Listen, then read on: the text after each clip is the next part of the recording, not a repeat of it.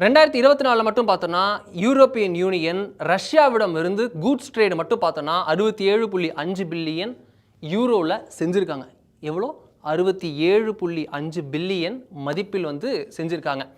Services பார்த்தோம்னா 17.2 billion மதிப்பில் வந்து ரஷ்யாவுடன் செஞ்சுருக்காங்க. கூட்ஸ் இவ்வளோ, இது வந்து சர்வீசஸ் இவ்வளோ.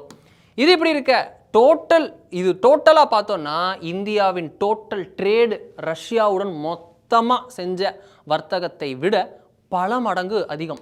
எவ்வளோன்னு பார்த்தோம்னா யூரோப்பியன் யூனியன் ரஷ்யாவுடன் மேற்கொண்ட வர்த்தகம் எவ்வளோ அப்படின்னா 77.9 பில்லியன் அமெரிக்க டாலர் மதிப்பிலானது. இது இந்தியா செஞ்சதை விட அதிகம். இந்தியா எவ்வளோ செஞ்சிருக்கு?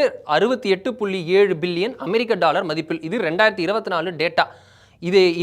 இது பார்த்தோம் அப்படின்னா இந்திய ரூபாய் மதிப்பில் கரெக்டாக பார்த்தோம் அப்படின்னா ஒரு 6.8 லட்சம் கோடி இந்திய ரூபாய் மதிப்பில் யூரோப்பியன் யூனியன் ட்ரேடு செஞ்சிருக்கு. இந்தியா 6 லட்சம் கோடி, கிட்டத்தட்ட 6 லட்சம் கோடி, ரவுண்டாக சொன்னால் 6 லட்சம் கோடி, அவர்களோட ஒரு 80,000 கோடி குறைவாகவே வந்து 50,000 கோடி இந்திய ரூபாய் மதிப்பில் வந்து குறைவாகவே நம்ம வந்து யூரோப்பியன் யூனியனை விட குறைவாக நம்ம வந்து வர்த்தகம் செஞ்சுருக்கோம்.